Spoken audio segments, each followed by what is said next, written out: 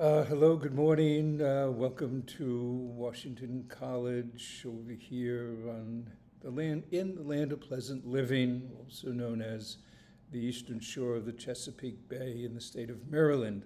I'm Tom Cousineau, Emeritus Professor of English at Washington College, and I had been teaching to the Lighthouse for many, many years. And it's only during my retirement and in the midst of working on my current project, about which at some point I'll have something to say perhaps. It's a third volume of a 3-volume project on the uncanny emergence of doubles, well, maybe I shouldn't say too much about it right now, but say of bilateral patterns within stories that otherwise seem to be structured by the 3-part movement of a plot from beginning through middle to end. Already perhaps I've said too much of that. I'm going to get right to my talk, and at some point, and I'll say right now, the talk itself may be in 2 parts because I only want to talk for about 15 minutes or so. Here it's 9:05, so around 9:20, I'll probably stop wherever I am at midpoint, and this novel is very much about midpoint, not the ultimate destination of getting to the lighthouse. And I'll pick up then and continue in a second part, something like Into the Lighthouse, I guess, with a journey to the lighthouse.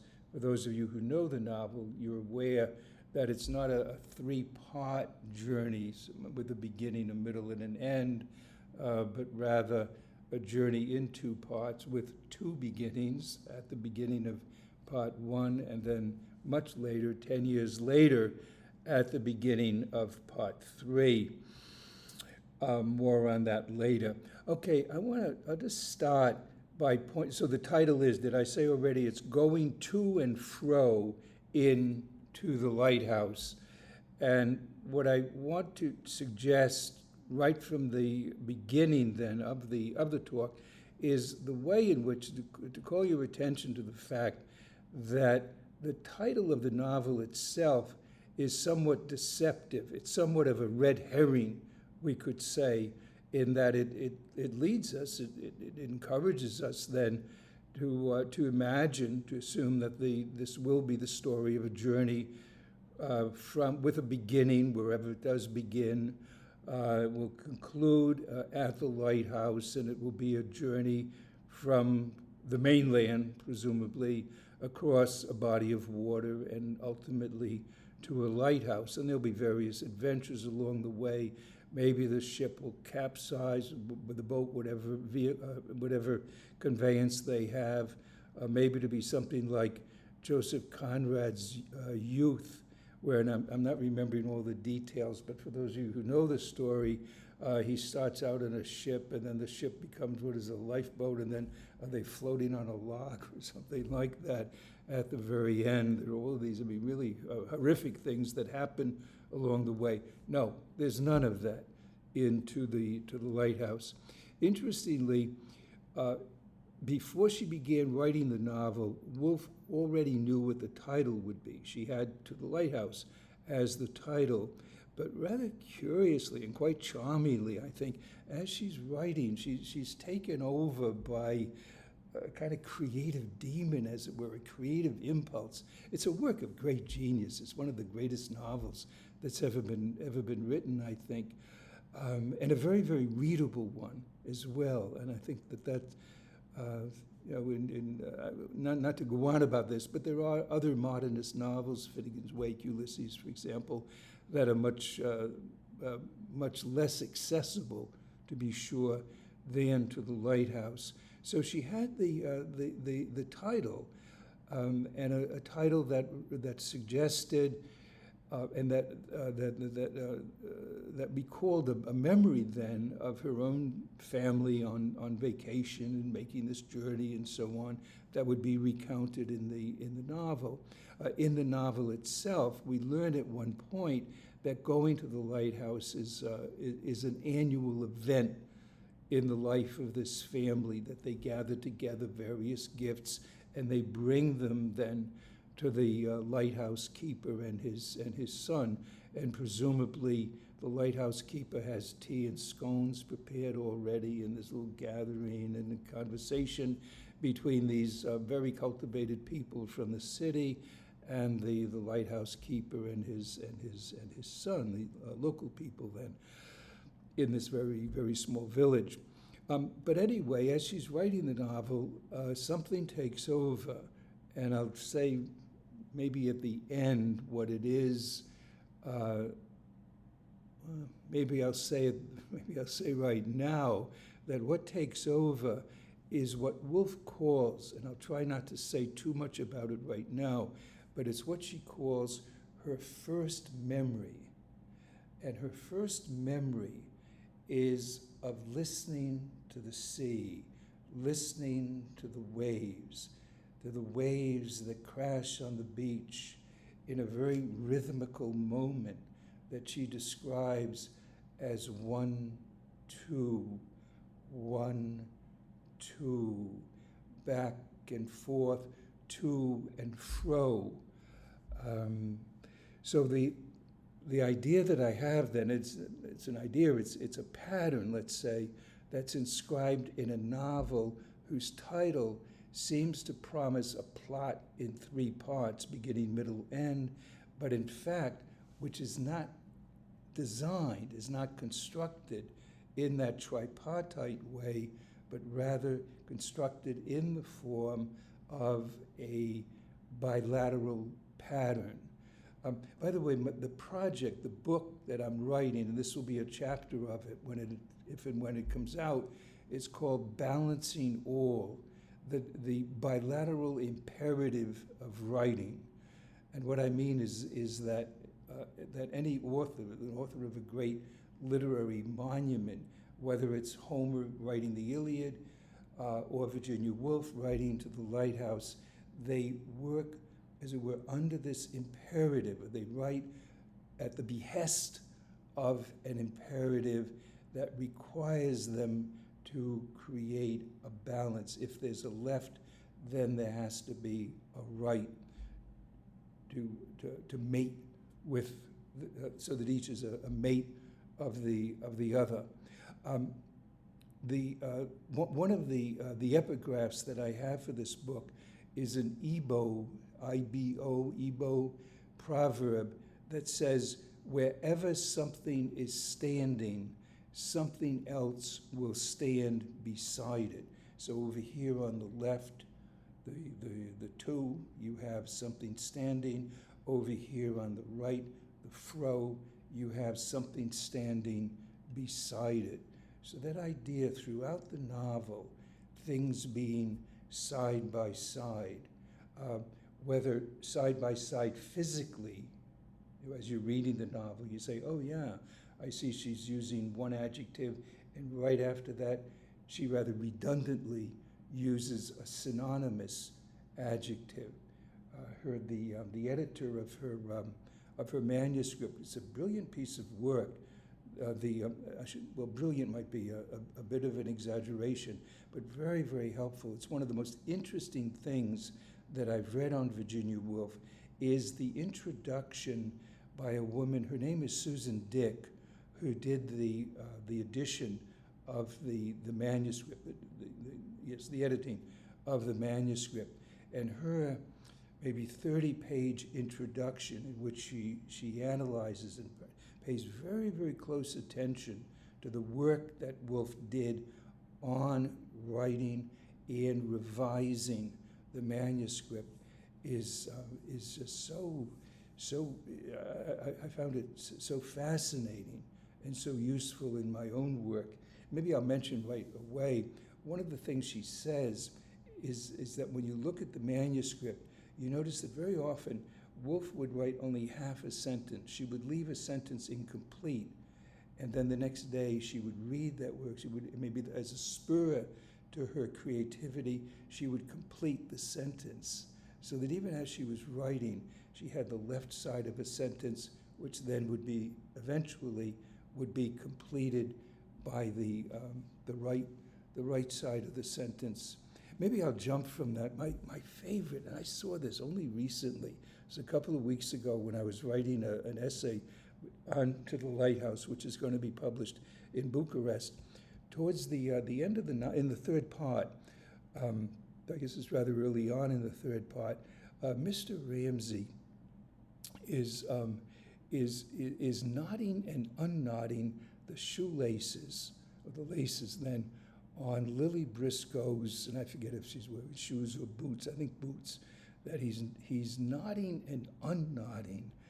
And I was looking at online on YouTube at a talk about Virginia Woolf, in which whoever was talking pointed out that detail does not really contribute a whole lot to the plot of the novel. But what it does contribute to is, if you ask yourself, wait a minute, Mr. Ramsay knotting and unknotting, does that remind us of anything in part one of the novel? Well, how about Mrs. Ramsay knitting, not knitting and unknitting, but knitting, going to and fro. Her fingers go to and fro explicitly. I mean, those words are there. Her fingers are going to and fro, knitting, and Mr. Ramsay the words to and fro are not there, but obviously knotting and unknotting is a to and fro motion. So there are these adjectives that are right there, synonymous, redundantly synonymous, and so on, paired together, as Mr. and Mrs. Ramsay are paired together, right in the opening scene of the novel, about which there's much to say. But notice, maybe I will say this too, is that in the title, the word to the lighthouse, to is a preposition. And you learn in grammar school that prepositions take objects. And so there has to be an object. It has to be matched, as it were, by a noun, presumably. But in the expression to and fro, to becomes an adverb. And to and fro is what we call an adverbial phrase. And remember, so it's an adverbial phrase that can be applied. It's not just to a single action, an overriding action, which is, say, the plot of a work, but rather it can be applied to innumerable, an infinitude of actions that fit that pattern, that bilateral pattern, that respond to the bilateral imperative then. And Woolf does it they're just, again, a multitude of times. Not only the word to and fro, which occurs, it may be, I did it once on my word search on my Kindle app, and there's, if not quite a dozen, nearly a dozen occurrences of the words themselves, to and fro. I'll give you just a couple of them then, and I see I'm coming up on my 15 minutes already. Mr. Ramsay's watch chain. His watch chain swings to and fro. Mrs. Ramsay, she doesn't have a watch chain, she has a shawl. She's not wearing it, it's hung up somewhere. The shawl swung to and fro. The doors. The doors go swinging to and fro. Very, very interestingly, I find, because Mrs. Ramsay, her fingers, as I mentioned earlier, they go to and fro, they flicked to and fro. So we have swing, we have sway, we have flicked, and very interestingly as well, Lily Briscoe, and I'm going to say more about the to and fro movement of the painting itself. But to notice that there is a point where the narrator describes Lily as stepping. She steps to and fro. Don't forget, she's down there on the beach by the waves. So the waves are going 1, 2, 1, 2, and Lily's doing a little two-step, as it were, as she's doing her painting. And by the way, I had not planned on saying anything about a two-step, but to realize that these words, the words of To the Lighthouse, we could say, are singing and dancing. Um, Woolf was a phenomenally cultured person, and I'm not sure if she actually read in Greek. I'd have to ask a genuine Woolf scholar. I'd be very surprised if she did not read Greek. Certainly she was very, very familiar with Greek tragedy, and I'm going to talk a little bit about the influence of Greek tragedy on the rhythm, on the to and fro, singing and dancing quality of her work. And I will say, I think, I hope she'd be very, very pleased indeed if she heard me celebrating that aspect of her work. As, going back with the waves, the sound of the waves, the 1, 2. There's a wonderful aspect of what we call of primitive, of archaic orality in Woolf's, as there is in the Iliad. That'll be in the introduction to my book, which will be on Homer's Iliad.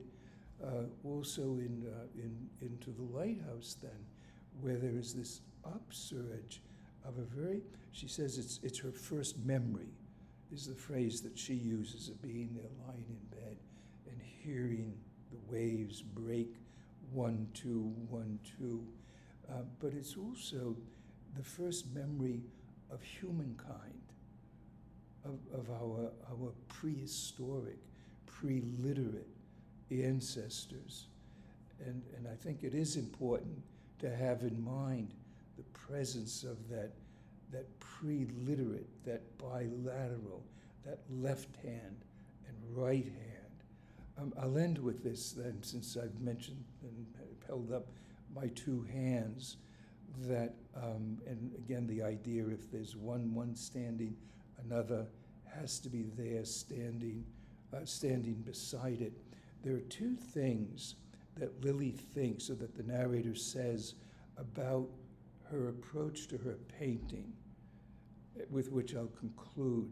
One of them, the narrator talks about, or she's thinking about, the difficulty of balancing 2 opposite forces, a conflict between opposite forces.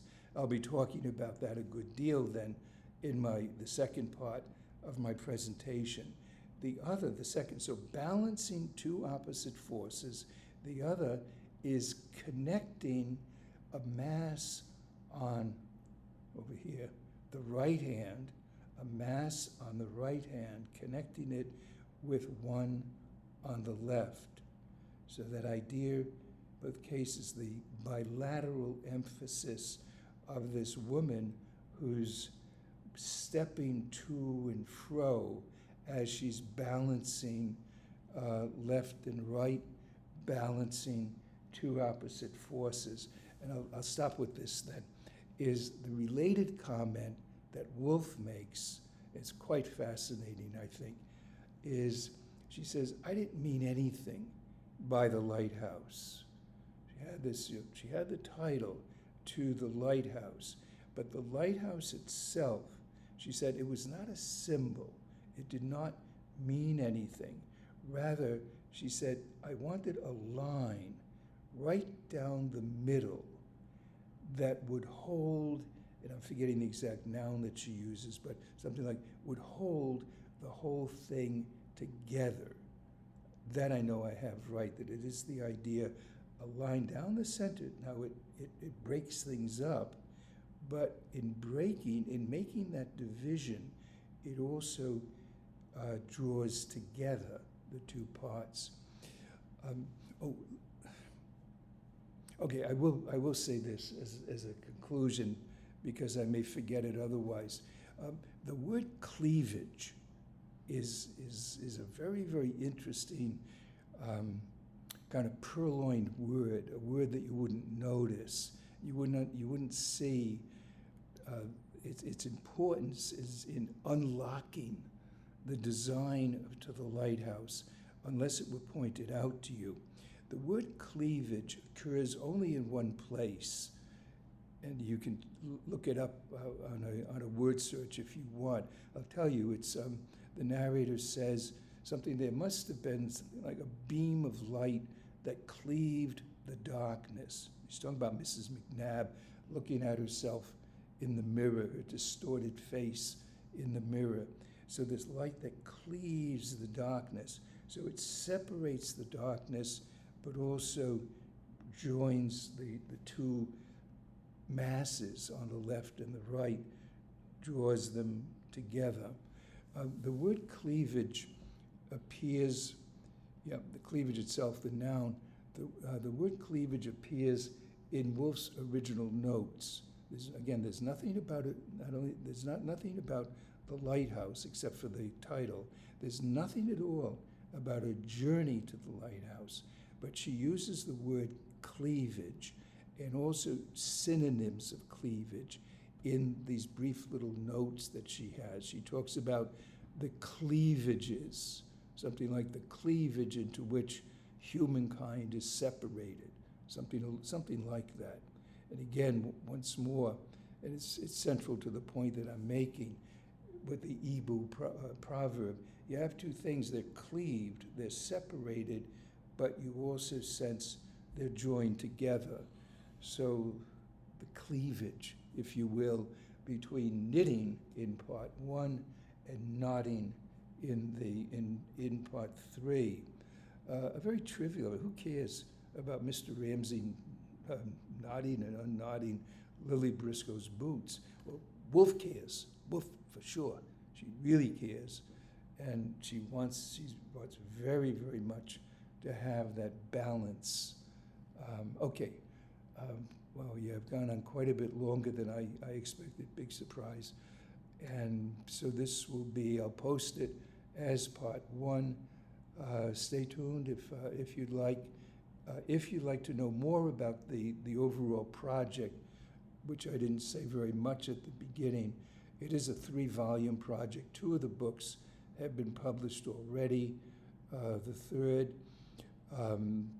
will, if and when expected, will be published. I will be giving lectures related to it. I do this mostly in Romania, but in other places as well. So goodbye for now, and perhaps we'll see you again.